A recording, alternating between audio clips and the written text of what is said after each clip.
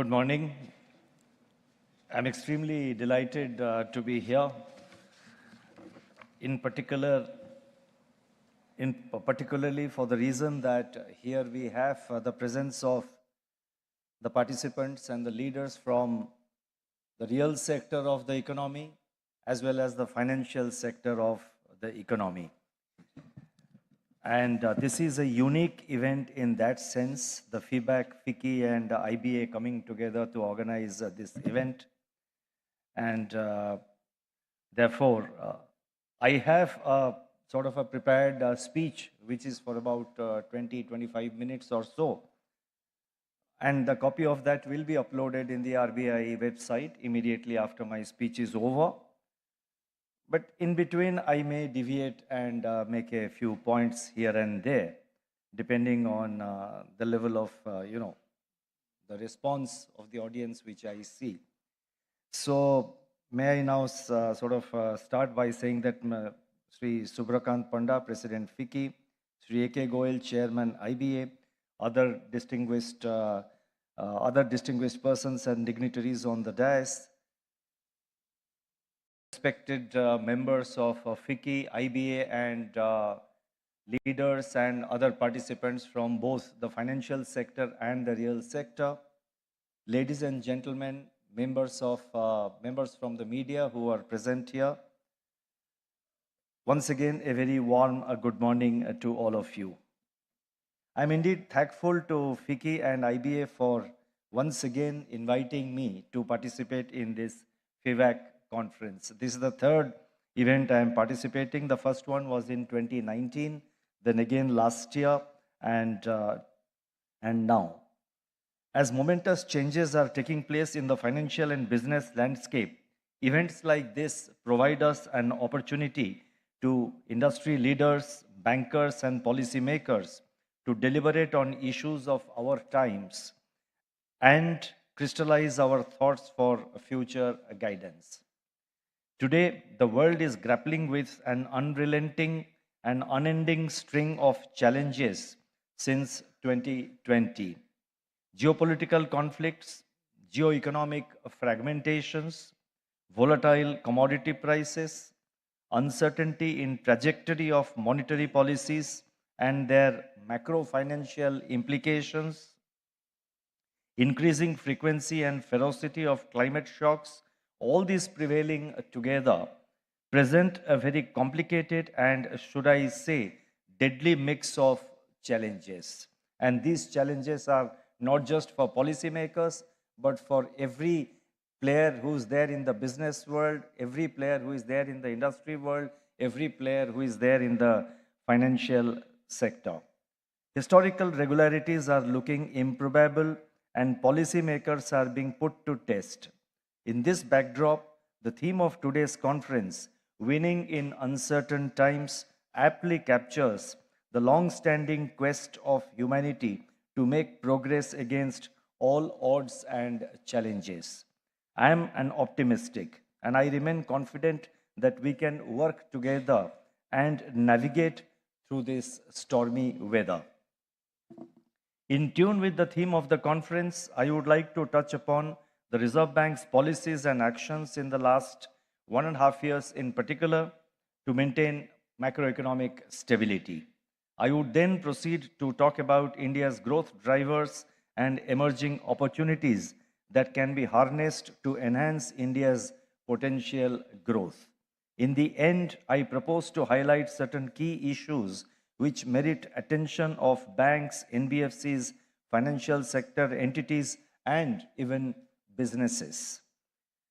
The monetary policy actions of the Reserve Bank over the last 1.5 years, consisting of prioritization of inflation ahead of growth, and as you would recall, we did it in May 2022, or rather April 2022, we did it, that is prioritization of inflation ahead of growth, narrowing the liquidity adjustment facility corridor, increasing the policy repo rate by 250 basis points cumulatively starting May 2022 till now, draining out excess liquidity, together with certain supply side measures undertaken by the government, have facilitated significant softening of headline inflation to 4.9% in October 2023.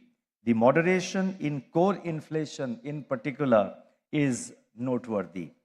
There is also recent evidence of household inflation expectations becoming more anchored. Headline inflation, however, remains vulnerable to recurring and overlapping food price shocks coming from global factors and local adverse weather events. The frequency and intensity of such shocks have increased in the recent period. Monetary policy in such a scenario needs to remain watchful and actively disinflationary while supporting growth. I must add that our actions over the past 1.5 years did not engender any financial stability risks as witnessed in some advanced economies in the early part of 2023. This may be attributed to the regulatory requirements prescribed by the Reserve Bank, which banks are expected to follow to manage their interest rate risk. These requirements act as safeguards for future stress that may arise when the upturn of the interest rate cycle takes place. So, if you recall what happened in particular, let us say in the United States, I mean, from whatever I see from this distance, and this is something which is known to perhaps most of you, but just to explain what I was trying to say is that, a very interest rate increase of very high order in quick succession led to a situation where the banks and the other lending institutions came under stress. I don't blame the Fed for it. The US Fed was probably doing its job because they had to bring down inflation. High inflation is a challenge, is I think a complete no in the US economy. So Fed was completely focused on inflation. But the financial institutions and the banks, perhaps they had not adequately factored for the change in the cycle, for the cycle to turn down. That is, perhaps there was a belief that this low for long interest rates remaining low for long will continue to remain long and perhaps will continue to remain so till eternity. Now, that's a fundamentally wrong assumption. So, therefore, whenever interest rates are low or any situation, I think one has to always prepare one has to always keep his balance sheet so resilient that it's able to withstand the shocks which may originate when the cycle turns. So I think perhaps that is something which happened, and lot of literature is already written on this. There will be more research as to what happened in the United States banking sector. But so far as the Reserve Bank is concerned, we are fully mindful of such possibilities because we have seen them in the past. And having seen them in the past, the Reserve Bank, as the bankers who are present here, they would very well know. We have, for example, we have prescribed capital and liquidity requirements, and we have made them uniformly applicable to all scheduled commercial banks, irrespective of their asset size and exposure. I'm talking about scheduled commercial banks. We have also investment fluctuation reserves requirement, which the banks and which the banks are expected to create, and they have created. We have also introduced valuation guidelines valuation guidelines on available for sale category of investments, and which are pretty stringent. And our approach has been fairly conservative in this regard. So therefore, so far as India is concerned, we did not see the kind of financial stress or the banking stress because our regulatory requirements ensured that the banks themselves had taken the required steps, and they were ready for a change in cycle and for a regime where interest rates are tightened and interest rates are increased by the central bank. Also, what helped was that our calibrated approach in increasing the interest rates. Recently, in a speech which I delivered in Delhi, those of you who are interested may like to have a look at it at the Kautilya Economic Conclave. There, the theme of my address was the interdependence between price stability and financial stability. Now, price stability is very important for financial stability. Financial stability is also very important to ensure price stability, and there is an interplay between the two. And in that speech, I have tried to explain and tried to demonstrate by using certain, recent examples how sometimes excessive focus on one at the cost of the other can generate potential stress. And I have argued that what is therefore required in all situations is to take a balanced approach. And you need, both price and financial stability, they need each other. But that balanced approach is necessary so far as policymakers are concerned, because financial stability ultimately is the backbone for any country's growth. And price stability also is something which impacts not only household consumption, not only the standard of living of the people, but it also impacts financial stability. So I'm not going further detail into that, but let me now move on. Now, on exchange rate front, I was talking about our recent policies and the recent situation that prevails. On the exchange rate front, the Indian rupee has exhibited low volatility and orderly movements relative to peers despite elevated US Treasury yields and strong US dollar. It's different that in the recent last 3-4 days, the US, the Dixie has sort of slightly softened, and the Treasury yields in US also have softened, but that's only in the last 3, 4, or 5 days. Now, movements in the Indian rupee are, as we see them, movements in the Indian rupee are consistent with the strength of the underlying macro fundamentals of our economy and the reassuring availability of buffers, that is the foreign exchange reserves, which we have built up. So I was just talking about, what I have just said. Let me clarify for, it's open to interpretation, but let me also make it very clear to my media friends and other analysts who are present here, and all of you who follow the, the monetary policy very closely. I'm not giving any forward guidance or indication so far as the next monetary policy is concerned, which is coming up on the, which is coming up on the 8th of, the announcement will be on the 8th of December. I'm not giving any forward guidance, but I would just like to slightly deviate, slightly, step aside and just explain to you our approach. I did say that inflation has moderated, but I did say that the overlapping and continuing shocks are, especially from food inflation, is causing tremendous volatility and can act and provide upward pressure on the headline inflation, because ultimately it is the headline inflation which is our target. Having said that, I also mentioned that core inflation has softened, and I think that is demonstrative. Somewhere, I think that gives us the conviction that monetary policy seems to be working. Now, having said that, we are completely focused on the 4% target. I have said it again and again that we maintain an Arjuna's eye on the inflation target. We keep an Arjuna's eye on inflation, on inflation, and we are completely focused on inflation.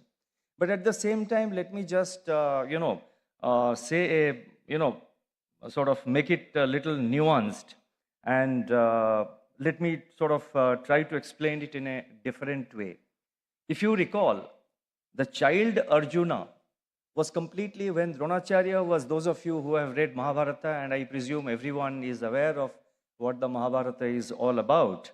Now, when child Arjuna was asked by Guru Dronacharya to focus, to take aim on that parrot which was there on the tree. Now, the other princes, the other Kaurava and Pandava princes, somebody said, I'm seeing the tree, somebody said, I'm seeing the bird, somebody said, I'm seeing the sky. It was only Arjuna who said that I only see the eye of the parrot. So the child Arjuna was completely focused on the target. Like that, the central bank is completely focused on the target. But think of another situation in Mahabharata when the youth Arjuna was participating in the Swayamvara.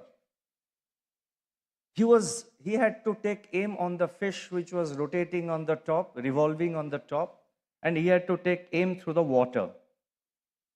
So he had to also completely focus on the eye of the fish, because he had to hit the eye of the fish which was hanging, upside down. But at the same time, he had to see through the eye of the water. And there were ripples in the water. So he had to be mindful of what are the ripples in the water. What is the wind factor? How much of wind is there? The noise level in the room and the other distractions all around. And he had to still take the aim. He had to still hit the target. So while being focused on the target and committed to hit the target, he was also factoring in the other conditions which will enable him to hit the target. So therefore, like that, the Reserve Bank is completely focused on achieving the target, but we do consider several other factors which play their role in determination of our policy decisions. That is how we do it. Now, sometimes, sometimes a few persons have asked me that, when they have raised this question with me privately, that look, when you talk of this, you give us example of Arjuna's eye and explain things the way I did it now. Or when in one of my monetary policy statements, that was immediately last year, I think, after the death of the legendary Lata Mangeshkar, somewhere in my monetary policy statement, I mentioned that Aaj fir jeene ki tamanna hai. Or sometimes in my interviews, I refer to the need. Recently, for example, somebody asked me your advice to the financial sector and in particular to the banks. I said, play long term, play like Rahul Dravid. Now, I have been asked that, why do you do this? Doesn't it dilute the seriousness of the occasion? Now, I want to sort of use this forum and through you, convey to the wider audience. Now, what is the objective of the central bank? Central bank communication, and in particular, there is something called, I just read about household inflation expectations. Now, how is the household inflation expectations, how is it formed? It is formed by when the household goes in the morning to buy vegetables, when they go and buy the monthly groceries, it is impacted by the electricity bill and the milk bill, it is impacted by the house rent they have to pay, it is impacted by their real experience. Now, if it is impacted by their real experience, whether prices are going up or going down, now how does the central bank influence household expectations?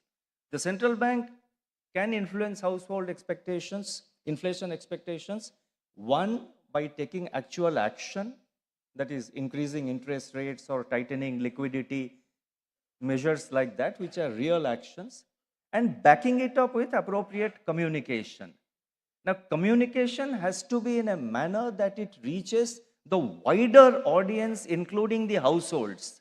Ordinary households living in tier 2, tier 3 cities, and the level of interest these days, we should not assume that they are not aware of what is being said by people who are in authorities.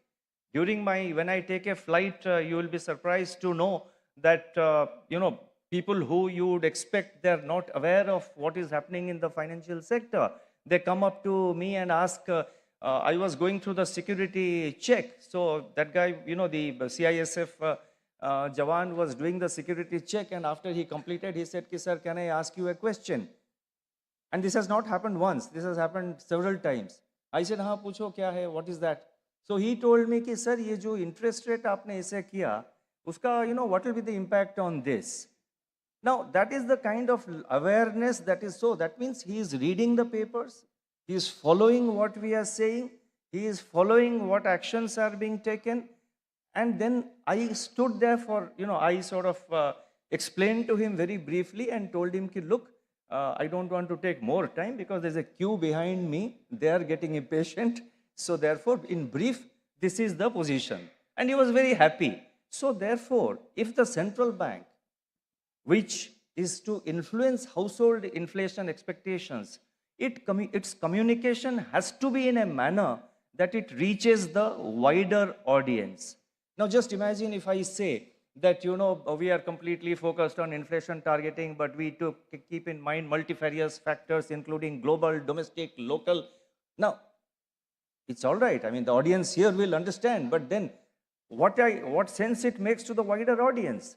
So when I explain it by using the simile from, from Mahabharata, the draw parallel to Mahabharata and explain it, Arjuna you in his youth and Arjuna as a child, I think at least I am convinced, I mean, somebody may not agree with my communication method, but I am convinced that I think we are reaching out to a wider audience. So that is why it is necessary that central bank communication in these times do play an important role. And over the last, ever since the COVID in particular, it was before there, or before that also it was there, but particularly after COVID, when the country and the whole world was facing multiple shocks, I and my colleagues in the Reserve Bank have been very, very careful in, in our communication to the wider audience.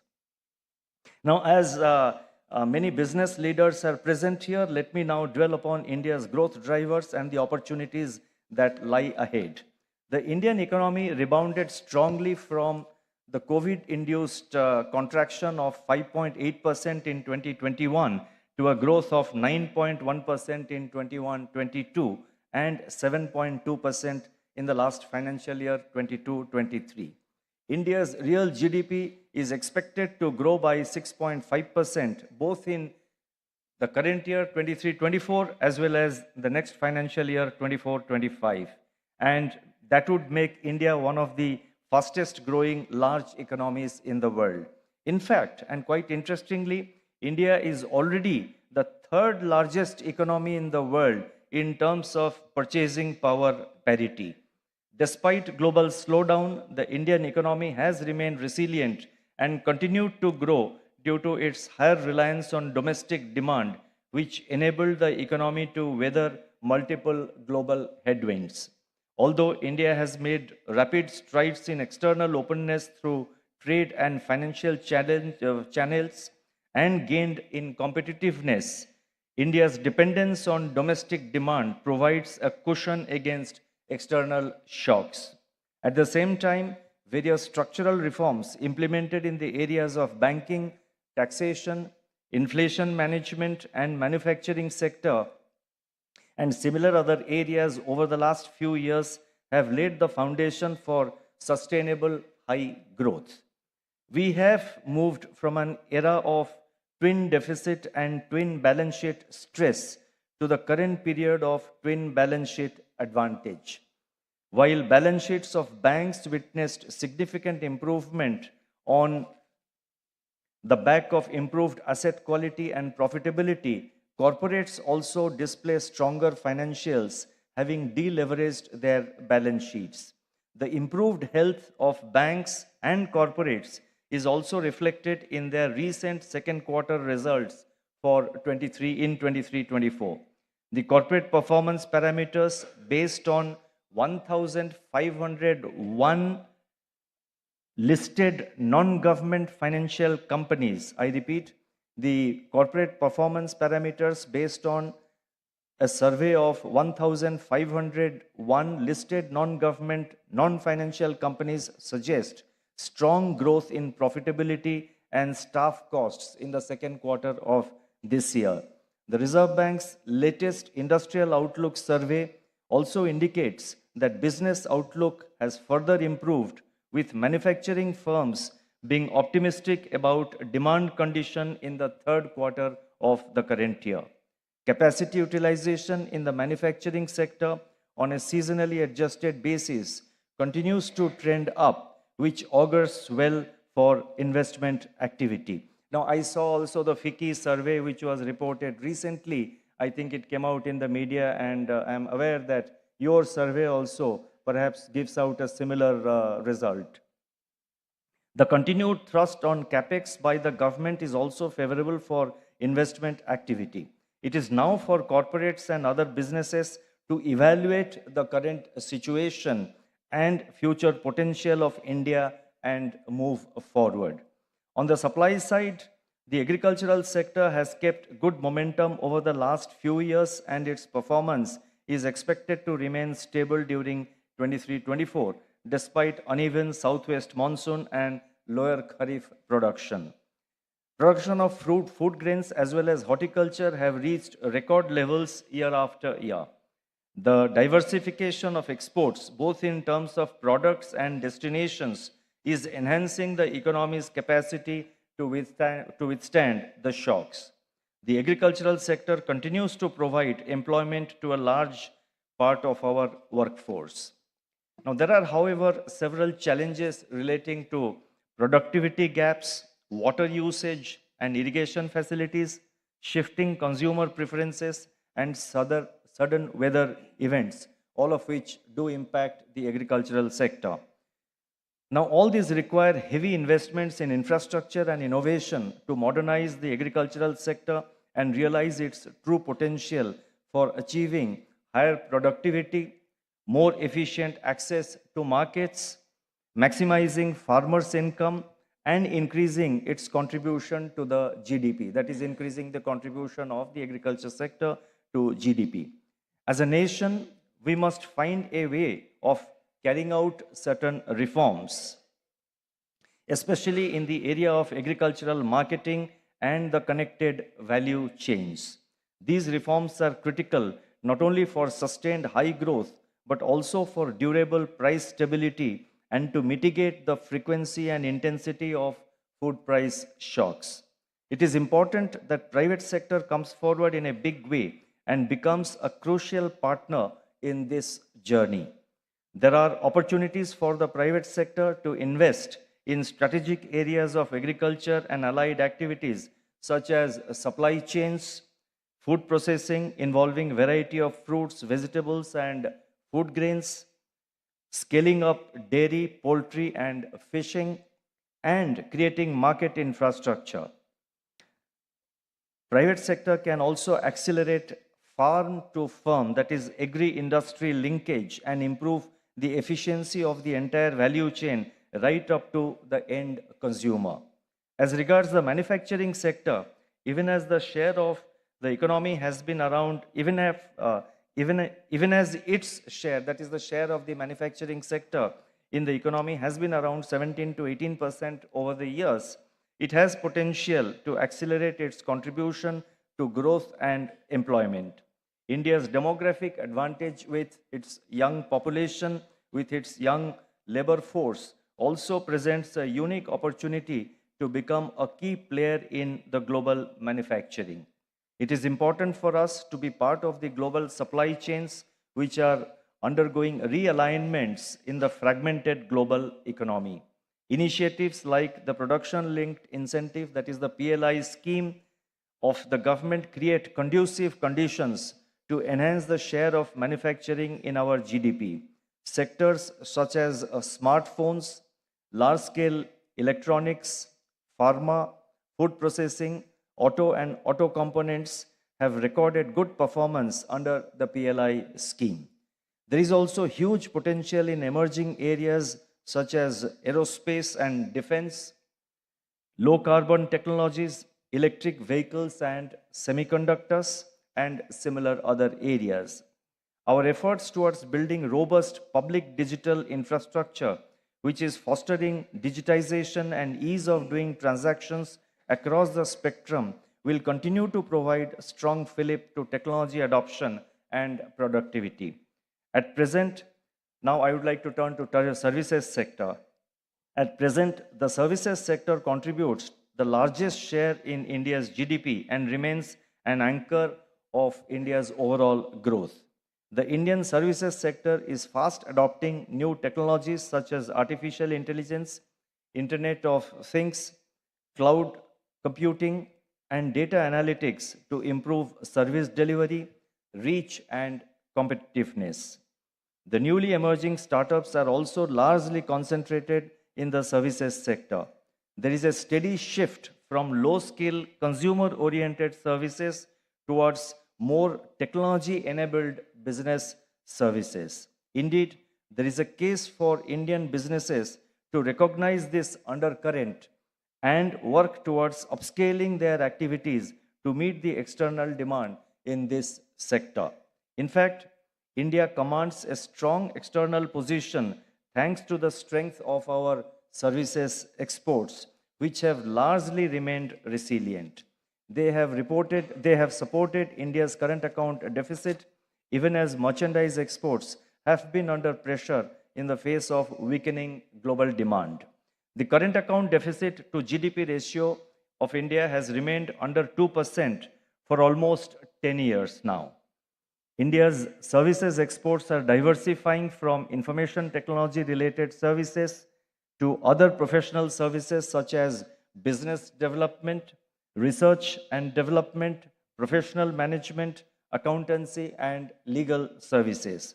Overall, India's growth journey with active participation of the manufacturing and services sectors and dependence on domestic demand could be self-fulfilling in the years to come.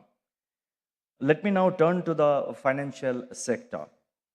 As the Indian economy strives to grow in an evolving and uncertain global environment, it is imperative that our financial sector remains strong.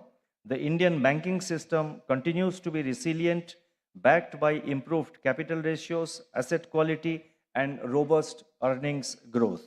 The financial indicators of non-banking financial companies, that is NBFCs, are also in line with that of the banking system as per the latest data available. While banks and NBFCs are showing good performance now, sustaining it requires concerted efforts. In good times like these, banks and NBFCs need to reflect and introspect as to where potential risks could possibly originate. Now is the time for them to further strengthen their risk management practices, build additional buffers to face the situation if the business cycle turns adverse in the future due to some reason. Now, we are quite optimistic about our business cycle, we are optimistic about our growth, but I think good governance, a good management practice would be to remain prepared if due to some unforeseen reason the cycle turns, then whether to what extent the balance sheet of banks, NBFCs, and other financial institutions are resilient. So basically, as financial institutions, they have to remain resilient at all times and resilient in all situations. On our part, the Reserve Bank of India has significantly strengthened its regulation and supervision of the banks, NBFCs, and other regulated entities in the recent years. We have also very recently announced a few macroprudential measures in the overall interest of sustainability.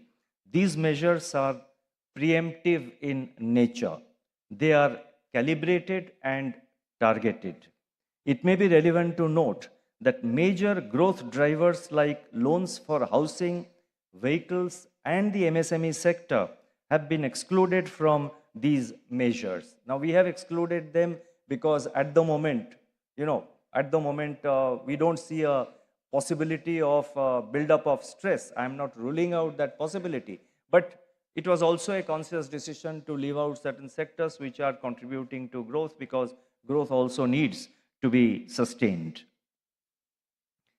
We continue to focus on strengthening governance and assurance functions, ensuring effective risk management and robust lending practices. We are monitoring the supervised entities through various on-site and off-site tools, stress testing, vulnerability assessments, thematic studies, and data dump analysis, and similar other instruments. Now, this is being done as part of our proactive and forward-looking supervisory approach. Banks and NBFCs and other financial entities must continue to do stress testing of their books. They are already doing it. What I'm saying is that they must continue to do it. In fact, there is a strong case for companies in the real sector also to stress test their businesses and balance sheets. Many of them may already be doing so, but it would be desirable that many more also do this. At the current juncture, there may not be any immediate cause for worry, but to remain on top of things, banks and NBFCs would be well advised to take certain precautionary measures. In this context, I would like to highlight 4 points. First, while credit growth is accelerating in the current period, banks and NBFCs may take due care to ensure that credit growth at the overall sectoral and subsectoral levels remain sustainable, and all forms of exuberance must be avoided. Expansion of the credit portfolio itself and pricing of the same should be in sync with the risks envisaged. Banks and NBFCs also need to further strengthen their asset liability management. They may give greater attention to their liabilities side. In certain cases, we have observed increased reliance on high cost short term bulk deposits, while the tenure of the loans, both in retail and corporate loans, is getting elongated. Now, many banks are already doing it. I'm not saying that it's not being done, but as the central banker, it is our responsibility to point out and to ensure that every bank does it, and the banks which are doing it even do it with greater focus. Second, I said 4 points I wanted to mention. The first I have already said. Second, given the increasing importance of non-bank financial companies, that is NBFCs in the financial system, the increasing interconnectedness between banks and non-banks merits close attention. NBFCs are large net borrowers of funds from the financial system, with their exposure from banks being the highest. Banks are also one of the key subscribers to the debentures and commercial papers issued by the NBFCs. NBFCs also maintain borrowing relationships with multiple banks simultaneously. Needless to state that such concentrated linkages may create contagion risk. Though the banks are well capitalized, they must constantly evaluate their exposure to NBFCs and the exposure of individual NBFCs to multiple banks.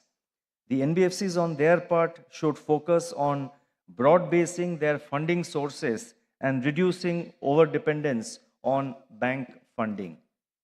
Third, microfinance has emerged as an important financial conduit to foster financial inclusion.